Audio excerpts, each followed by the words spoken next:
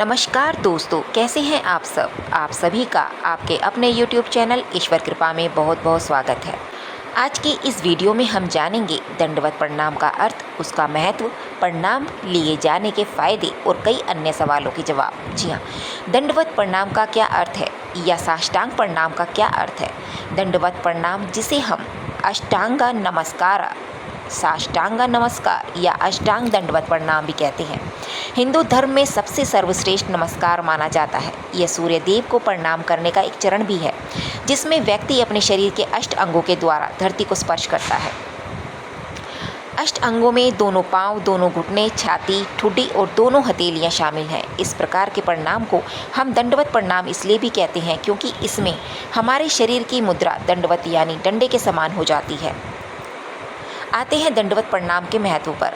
ईश्वर और अपने से बड़ों को दंडवत प्रणाम या अष्टांग नमस्कार करने की ये प्रथा कई सदियों से चली आ रही है। सनातन धर्म में पूजा के विभिन्न प्रकारों का वर्णन हमें मिलता है। इनमें पंचोपचार, दशोपचार, षोडोपचार पूजन शामिल है। इन सभी प्रकारों में सर्वश्रेष्ठ प्रकार षोडशोपचार पूजा विधि को माना गया है। आपको बता दें कि षोडशोपचार पूजा में 16 उपचारों से भगवान की पूजा करने की बात कही गई है और इन 16 उपचारों में अंतिम उपचार साष्टांग दंडवत प्रणाम बताया गया है। दंडवत प्रणाम या नमस्कार के संबंध में ऐसी मान्यताएं हैं कि इस तरह प्रणाम करने से व्यक्ति की सारी गलतियों की क्षमा उसे मिल जाती है। एक तरह से देखें तो प्रणाम की यह क्रिया हमारे भीतर बसे अहंकार की समाप्ति करती है। ईश्वर के निकट जाने के लिए भी सर्वप्रथम अहंकार को त्यागना पड़ता है। शास्त्रों में तो यहाँ तक उल्लेख मिले हैं कि दंडवत प्रणाम करने से एक यज्ञ के समान पुण्य की प्राप्ति होती है, अभिमान कम होता है और पापों से मुक्ति भी मिलती है। फिर एक समय ऐसा आता है कि मनुष्य के भीतर आध्यात्मिक क्रियाओं में लगे रहने की भावना जागृत होने लगती है। इन सभी बातों से हम दंडवत प्रणाम के महत्व को जान सकते हैं। अब आते हैं दंडवत प्रणाम कैसे करते हैं। अपने शरीर को दंडवत मुद्रा में लाते हुए सिर, हाथ, पैर, जांघें, मन, हृदय, नेत्र और वचन को मिलकर लेटकर प्रणाम करें। साष्टांग दंडवत प्रणाम में ठुड्डी, छाती, दोनों हाथ, घुटने, पैर और पूरा शरीर धरती को स्पर्श करता है। बस ध्यान रहे कि पेट धरती पर स्पर्श ना करे। अष्टांग नमस्कार के लाभ।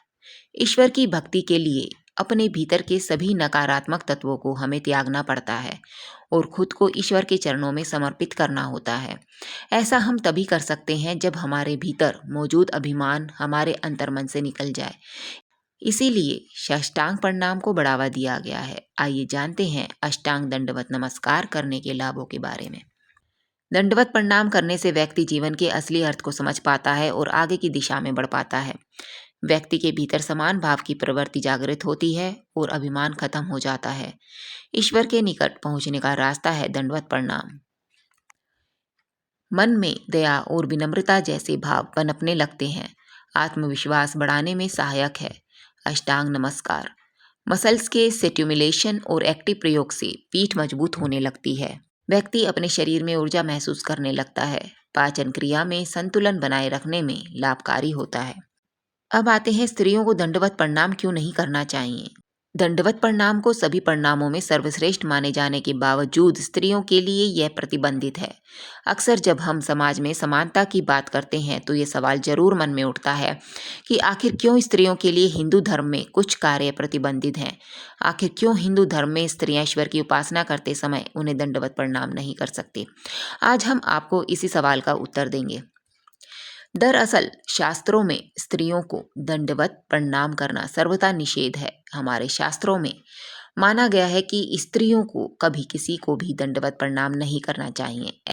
ऐसा करने से वे पाप की भागी बन सकती हैं। धर्म सिंधु नामक ग्रंथ में इसका उत्तर हमें मिलता है, जिसमें स्पष्ट तौर पर निर्देश दिया गया है। ब्राह्मणस्य गुदम शंखम शालिग्राम च पुस्तकम वसुंधरा न सहते कामिनी कुछ मर्दनम।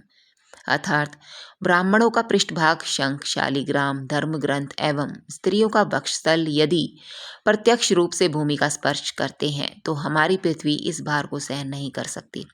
यदि पृथ्वी इस असहनीय भार को सहन कर भी लेती है तो वह इस भार को डालने वाले उसकी अष्ट लक्ष्मियों का हरण कर लेती है। स्त्रियां दंडवत प्रणाम की बजाय घुटनों के बल बैठकर अपने मस्तक को भूमि से लगाकर प्रणाम कर सकती हैं। तो फ्रेंड्स, उम्मीद करते हैं आपको हमारे द्वारा दी गई जानकारी अच्छी लगी होगी। यदि आपको हमारी ये वीडियो अच्छी लगती है तो आप हमारे यूट्यूब चैनल ईश्वर कृपा को सब्सक्राइब, लाइक और शेयर करना ना भूलिएगा। बहुत बहुत धन्यवाद।